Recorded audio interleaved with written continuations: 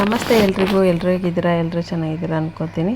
ಇವತ್ತು ಶನಿವಾರ ಬೆಳಗ್ಗೆ ಮನೆಯಲ್ಲಿ ಪೂಜೆ ಎಲ್ಲ ಮುಗಿಸ್ಕೊಂಡು ದೇವಸ್ಥಾನಕ್ಕೆ ಹೊರಟಿದ್ದೀವಿ. ತಿರುಪತಿ ಟ್ರಸ್ಟಿಂದ ಡೆಲ್ಲಿಲೂ ಒಂದು ದೇವಸ್ಥಾನ ಇದೆ, ಆ ದೇವಸ್ಥಾನಕ್ಕೆ ಹೋಗ್ತಾ ಇದ್ದು. ಶ್ರಾವಣ ಶನಿವಾರ ಆಗಿರೋದ್ರಿಂದ ಹೋಗ್ಬಿಟ್ಟು ಬರೋಣ ಅಂತ ಅಂದ್ಕೊಂಡು ಹೋಗ್ತಾಯಿದ್ದೀವಿ.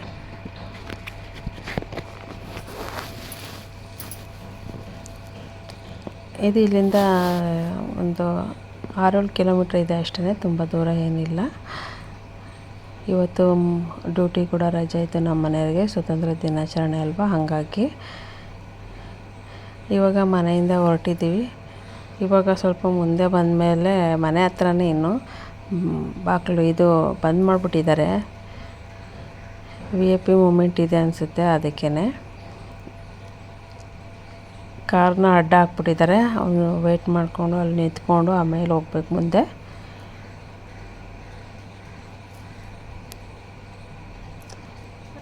ಇದು ನಾವು ನಿಂತಿರೋ ಜಾಗ ಬಂದು ಸಬ್ಜರಂಗ್ ರೋಡು.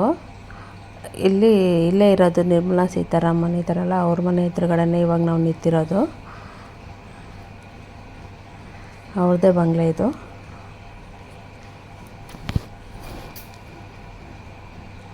ಪೊಲೀಸರು ನಡ್ಕೊಂಡು ಹೋಗೋದಕ್ಕೂ ಕೂಡ ಬಿಡೋದಿಲ್ಲ, ಅಲ್ಲೇ ಸ್ಟಾಪ್ ಮಾಡಿಸಿದ್ದಾರೆ. ಒಬ್ಬರು ಹೋಗ್ತಾಯಿದ್ರು ಡ್ಯೂಟಿಗೆ, ಅವರು ವಾಯುಭವನಕ್ಕೆ, ಅವ್ರಿಗೂ ಕೂಡ ನಿಲ್ಲಿಸಿದ್ದಾರೆ.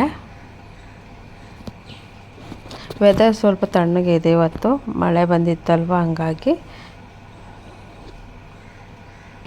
ಇಲ್ಲಿ ಮಳೆ ಬಂದ್ರೂ ಸೆಕೆ ಮಾತ್ರ ಹಂಗೆ ಇರುತ್ತೆ.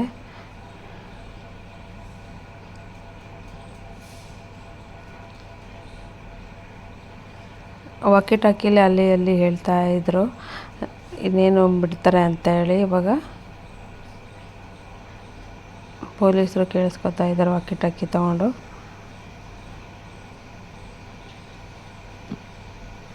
ನಡ್ಕೊಂಡು ಹೋಗೋರಿಗಾದ್ರೂ ಬಿಡ್ಬೋದಿತ್ತು, ಅಂದರೆ ಬಿಡೋದೇ ಇಲ್ಲ. ನಡ್ಕೊಂಡು ಹೋಗೋದಕ್ಕೂ ಅದಕ್ಕೇ ಡೆಲ್ಲೀಲಿ ಯಾವಾಗೂ 1 ಅವರ್ ಮುಂಚೆನೇ ಎಲ್ಲಾದರೂ ಎಮರ್ಜೆನ್ಸಿ ಇದ್ದರೆ ಓಡಬೇಕು. ಹಿಂಗೆ ರೈಲ್ವೆ ಸ್ಟೇಷನ್ಗೆ ಎಲ್ಲಾದರೂ ಹೋಗ್ಬೇಕಂದ್ರೆ ನಾವು ಮುಂಚೆನೇ ಬಿಟ್ಟಿರ್ಬೇಕು, ಯಾಕೆಂದರೆ ಯಾವಾಗ ಬಂದ್ ಮಾಡಿಬಿಡ್ತಾರೆ ರೋಡ್ ಗೊತ್ತಾಗಲ್ಲ. ಆವಾಗ ಇಲ್ಲಿ ಬಿಟ್ಟರು, ಆಮೇಲೆ ಅಲ್ಲೆಲ್ಲ ಹೋಗಬೇಕು ಅಂತೇಳಿ ಅವ್ರು ಪೊಲೀಸರು ಕಿರ್ಚಾಡ್ತಾಯಿದ್ರು. ಇಲ್ಲಿ ನಾವು ಸ್ಟ್ರೈಟಾಗಿ ಹೋಗ್ಬೇಕಾಗಿತ್ತು, ನಮ್ಮನ್ನು ಇವಾಗ ರೈಟಿಗೆ ಕಳಿಸ್ತಾರೆ ನೋಡಿ. ನಾವೆಲ್ಲ ಸ್ಟ್ರೈಟ್ ಹೋಗ್ಬೇಕಾಗಿರೋರು, ನಾವೆಲ್ಲ ರೈಟ್ಗೆ ಹೋಗ್ತಾಯಿದ್ದೀವಿ. ಮತ್ತೆ ತಿರ್ಕೊಂಡು ಓಡಾಡ್ಬೇಕು. ಈ VIP ಮೂಮೆಂಟ್ ಇದ್ದರೆ ಇದೇ ಥರ ಇಲ್ಲೆಲ್ಲ ನಿಲ್ಸ್ಕೊಬಿಟ್ಟಿದ್ದಾರೆ ಲೋಕಲ್ ಮಾರ್ಗದಲ್ಲಿ. ಮತ್ತೆ ಮುಂದೆ ಹೋಗ್ತೀವಿ, ಮತ್ತೂ ನಿಲ್ಸ್ಕೊಂಡಿದ್ರು ಇಲ್ಲೇ, ಮತ್ತೆ ರೋಡು ನಿಲ್ಲಿಸ್ಬಿಟ್ಟಿದ್ದಾರೆ. ಮತ್ತೆ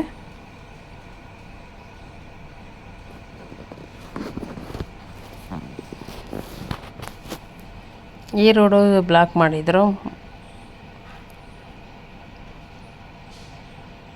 ಮಂಗ ನೋಡ್ಬೋದು ಹೆಂಗೆ ಕೂತಿದೆ ಬ್ಯಾರಿಕೇಡ್ ಮೇಲೆ.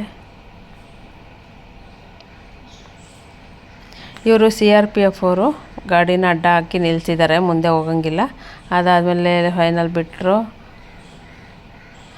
ನಾವು ಮುಂದೆ ಬಂದ್ವಿ, ಆವಾಗ ಆರ್ಮಿ ಚೀಫ್ ಹೋಗ್ತಾ ಇದ್ದಾರೆ.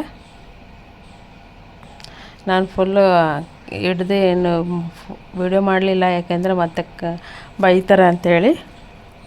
ಹಾಗೆಲ್ಲ ವಿಡಿಯೋ ಮಾಡೋಂಗಿಲ್ವಲ್ಲ, ಹಂಗಾಗಿ. ಇನ್ನು ಮುಂದೆ ರೋಡು ಏನೇ ಅಷ್ಟೊಂದು ಇದಿರಲ್ಲ, ಅಲ್ಲೆಲ್ಲ ಬ್ಲಾಕ್ ಮಾಡೋದಿಲ್ಲ. ನಾವಿರೋ ಏರಿಯಾ ಒಂದು ಸ್ವಲ್ಪ VIP ಏರಿಯಾ ಅಲ್ವಾ ಜಾಸ್ತಿ, ಹಾಗಾಗಿ ಯಾವಾಗೂ ರೋಡ್ಗಳನ್ನ ಬ್ಲಾಕ್ ಮಾಡ್ತಾ ಇರ್ತಾರೆ. ನಾವಿವಾಗ ಗ್ಯಾರಮೂರ್ತಿ ಕಡೆಯಿಂದ ಹೋಗ್ತಾಯಿದ್ದೀವಿ.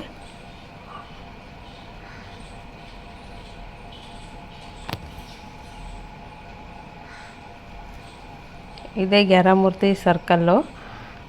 ಇಲ್ಲಿ ಮೂರ್ತಿಗಳಿದ್ದಾವೆ ಅದಕ್ಕೇ ಗ್ಯಾರಮೂರ್ತಿ ಸರ್ಕಲ್ ಅಂತ ಹೇಳ್ತಾರೆ. ಅದಾದಮೇಲೆ ಇಲ್ಲಿ ಬಂದ್ವಿ ದೇವಸ್ಥಾನದ ಹತ್ರ. ಒಂದು ಮಾಲೆ ತೊಗೊಂಡ್ವಿ. ಅದೊಂದು ಮಾಲೆನ ತುಳಸಿ ಮಾಲೆಗೆ 150 ರೂಪಾಯಿ.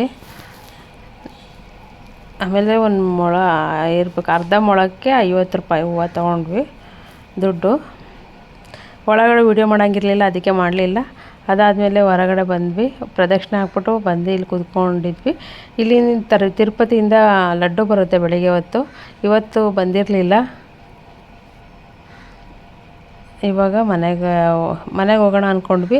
ಅಷ್ಟೊತ್ತಿಗೆ ಋತ್ವಿಕ್ ಫೋನ್ ಮಾಡ್ದೆ. ಋತ್ವಿಕ್ ಹಿಂಗೆ ನಮಗೆ ಮೈಸೂರು ಕೆಫೆ ಇದೆ ಇಲ್ಲಿ ಸೌತ್ ಅವೆನ್ಯೂಲಿ, ಅಲ್ಲಿ ಬಿಟ್ಬಿಟ್ಟು ಹೋಟ್ಲಲ್ಲಿ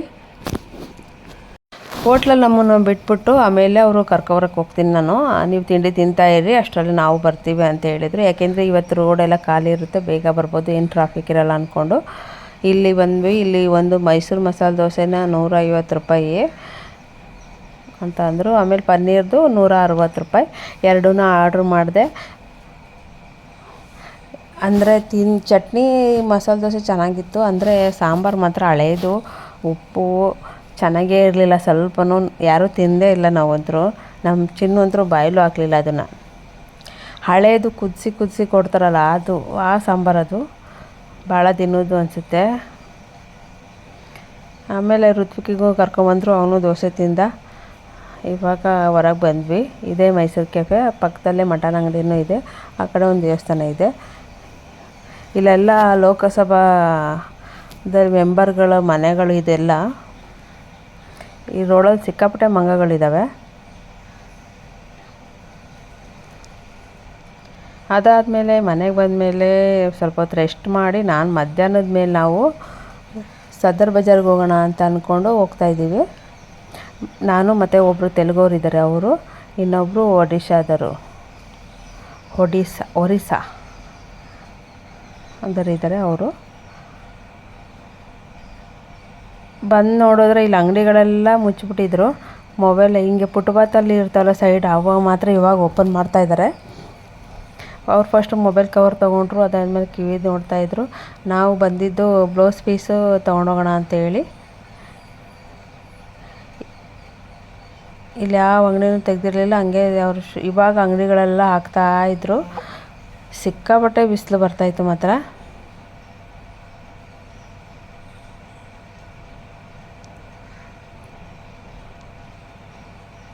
ಅದಾದಮೇಲೆ ಈ ಕ್ಲಿಪ್ಗಳೆಲ್ಲ 150 ರೂಪಾಯಿಗೆ 12 ಪ್ಯಾಕಲ್ಲಿ ಬರುತ್ತೆ, ಏನು ಡಿಸ್ಕೌಂಟ್ ಮಾಡಲ್ಲ. ಮತ್ತೆ ಅವ್ರು ಏನು ಹೇಳ್ತಾರೆ ಅದೇ ರೇಟು, 150 ರೂಪಾಯಿಗೆ ಯಾವ್ದಾದ್ರು ತೊಗೊಳ್ಳಿ. 12 ಇರುತ್ತೆ. ನಾವೊಂದು ಪ್ಯಾಕೆಟ್ ತೊಗೊಂಡ್ವಿ, ಅದರಲ್ಲಿ ಶೇರ್ ಮಾಡ್ಕೊಳ್ಳೋಣ ಅಂದ್ಕೊಂಡು.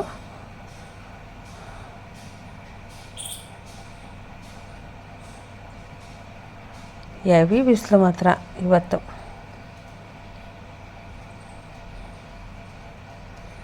ಅಂಗಡಿಗಳನ್ನ ಇವಾಗ ಹಾಕ್ತಾ ಇದ್ದಾರೆ. ನಾವು ಸ್ವಲ್ಪ ಲೇಟಾಗಿ ಬಂದಿದ್ದರೆ ಅಂಗಡಿ ಎಲ್ಲ ಓಪನ್ ಆಗಿರೋದು. ಅಂಗಡಿ ಅಂದರೆ ಹೊರಗಡೆ ಫುಟ್ಪಾತ್ ಮಾತ್ರ ಓಪನ್ ಆಗಿರೋದು, ಅಂಗಡಿಗಳನ್ನ ತೆಗೆದಿರಲಿಲ್ಲ ಇವತ್ತು ತೆಗೆಯಲ್ಲ ನಾಳೆ ಅಂತ ಅಂದರು. ನಾವು ಸದರ್ಗೆ ತುಂಬ ಸಲ ಬಂದಿದ್ದೀನಿ. ಮುಂಚೆ ನಾನು ಅಡುಗೆ ಮಾಡಿ ಆರ್ಡ್ರಸ್ ತೊಗೋತಾ ಇದ್ನಲ್ಲ, ಸದರಲ್ಲೇ ಪ್ಲೇಟ್ಗಳೆಲ್ಲ ಸಿಗ್ತಾಯಿತ್ತು. ಹಂಗಾಗಿ ಮಾರ್ಕೆಟಿಗೆ ಬಂದಿದ್ದೀನಿ ನಾನು ಸುಮಾರು ಸಲ. ಇವಾಗ ಅಡುಗೆನೂ ಮಾಡಲ್ಲ ಜಾಸ್ತಿ ಅಂತೇಳಿ ಪ್ಲೇಟ್ಸ್ ಎಲ್ಲ ತೊಗೊಂಡು ಹೋಗೋಕ್ಕೇನು ಬರೋಲ್ಲ ಇವಾಗ. ಹಾಗಾಗಿ ನಂಗೆ ಈ ಮಾರ್ಕೆಟ್ ಗೊತ್ತು ನನಗೆ ಚೆನ್ನಾಗೆ.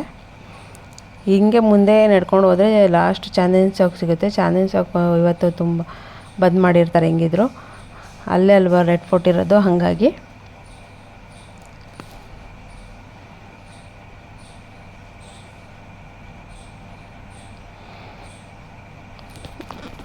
ಜನ ಇವಾಗ ಬರ್ತಾ ಇದ್ದಾರೆ ಎಲ್ಲರೂ. ಫುಲ್ಲು ಇವತ್ತು ಸ್ಯಾಟರ್ಡೇ ಅಲ್ವಾ, ಬಾಕಿ ದಿನ ಆಗಿದ್ದರೆ ಮಾತ್ರ ಫುಲ್ ತುಂಬಿರೋ ಜನ.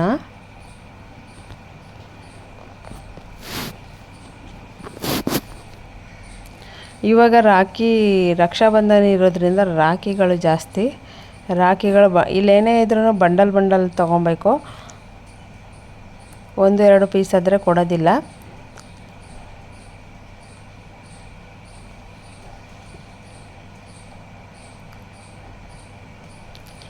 ಇಲ್ಲಿ ಕಳ್ತನೂ ಜಾಸ್ತಿ ಆಗುತ್ತೆ, ಅದಕ್ಕೆ ನಾವು ಯಾರೂ ಸರ ಎಲ್ಲ ಹಾಕೊಂಬಂದಿರಲಿಲ್ಲ, ಎಲ್ಲ ಬಿಚ್ಚಿಟ್ಬಿಟ್ಟು ಬಂದಿದ್ದೀವಿ.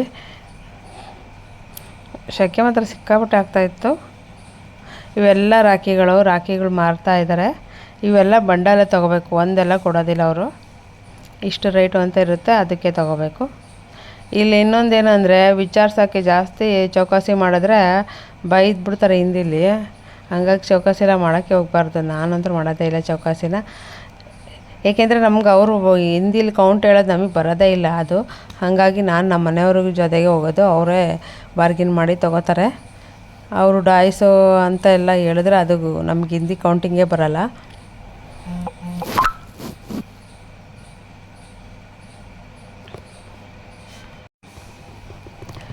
ಇಲ್ಲಿ ಯಾವುದು ಹೋಟ್ಲೂ ಸಿಕ್ಕಿಲ್ಲ ನಮಗೆ. ಹೊಟ್ಟೆ ಹಸಿವಾಗ್ಬಿಟ್ಟಿತ್ತು. ಏನಾದರೂ ತಿನ್ನೋಣ ಅಂದರೆ ಏನಿಲ್ಲ. ಇಲ್ಲೇನು ತಿನ್ನೋದಕ್ಕೆ ಅಂಗಡಿಗಳಿರಲಿಲ್ಲ. ಪರೋಟ ಗಲ್ಲಿಗೆ ಅಂತ ಇದೆ, ಅಲ್ಲಿಗೆ ಹೋಗ್ಬೇಕಾಗಿತ್ತು. ಅಲ್ಲಿ ಚಾಂದಿನಿ ಚೌಕ್ ಹತ್ರ ಹೋಗಬೇಕು. ಈಗ ಅಷ್ಟು ದೂರ ನಡ್ಕೊಂಡೆಲ್ಲ ಹೋಗೋಕ್ಕಾಗಲ್ಲ, ಬಿಸಿಲು ಜಾಸ್ತಿ ಅಲ್ವಾ, ಹಂಗಾಗಿ ನಡೆಯೋದಕ್ಕಾಗೋದಿಲ್ಲ. ಇಲ್ಲಿ ಮಕ್ಕಳನ್ನೆಲ್ಲ ಕರ್ಕೊಂಡು ಮಾತ್ರ ಹೋಗಲೇಬಾರ್ದು. ಮಕ್ಕಳೂ ಸುಸ್ತಾಗ್ಬಿಡ್ತಾರೆ, ಅವ್ರು ಕರ್ಕೊಂಡು ಹೋದರೆ ಅವರು ಸುಸ್ತಾಗ್ಬಿಡ್ತಿರ್ತಾರೆ. ಅದಕ್ಕೆ ಆದಷ್ಟು ಮಕ್ಕಳನ್ನ ಕರ್ಕೊಂಡು ಹೋಗ್ಬೇಡಿ ಇಲ್ಲಿಗೆ, ಚಾಂದಿನಿ ಚೌಕಿಗೆ, ಸದರ್ ಬಜಾರ್ ಮಾರ್ಕೆಟಿಗೆ ಮಾತ್ರ. ಅದಾದಮೇಲೆ ಸ್ವಲ್ಪ ಮುಂದೆ ನಡ್ಕೊಬಂದ್ವಿ ನಾವು. ಇದು ನ್ಯೂ ಡೆಲ್ಲಿ ರೈಲ್ವೆ ಸ್ಟೇಷನ್ ಇದೆಯಲ್ಲ, ಆ ರೋಡು. ಸ್ವಲ್ಪ ಮುಂದೆ ಬಂದರೆ ನ್ಯೂ ಡೆಲ್ಲಿ ರೈಲ್ವೆ ಸ್ಟೇಷನ್ ಸಿಗುತ್ತೆ. ಅಲ್ಲಿ ಲಸ್ಸಿ ಕುಡಿಯೋಣ ಅಂತೇಳಿ ನಿಲ್ಸಿದ್ದೀವಿ. ಲಸ್ಸಿ ಬಂದು 50 ರೂಪಾಯಿ. ಅದು ಮಟ್ಕೆ ಇದು ಗ್ಲಾಸ್ ಬರುತ್ತಲ್ಲ, ಅದರಲ್ಲಿ ಕೊಡ್ತಾರೆ.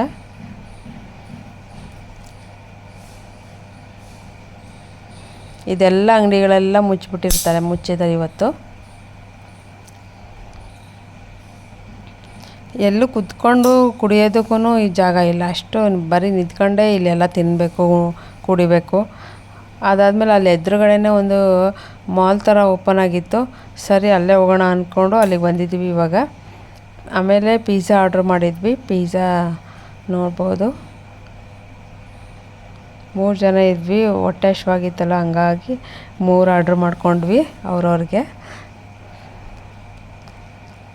ಅದಾದಮೇಲೆ ಇದು ನ್ಯೂ ಡೆಲ್ಲಿ ರೈಲ್ವೆ ಸ್ಟೇಷನ್ ಮುಂದೆ. ಇವಾಗ ಮನೆಗೆ ಹೋಗ್ತಾಯಿದ್ವಿ. ಆಟೋ ಬುಕ್ ಮಾಡಿದ್ದೆ.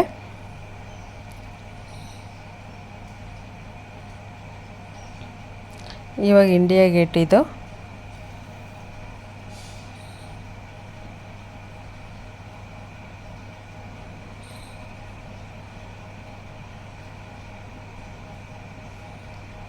ಇಂಡಿಯಾ ಗೇಟ್ ಆದಮೇಲೆ ಸೈನ್ಸ್ ಮ್ಯೂಸಿಯಮ್ ಸಿಗುತ್ತೆ. ಇದೇ ಸೈನ್ಸ್ ಮ್ಯೂಸಿಯಮ್ಮು.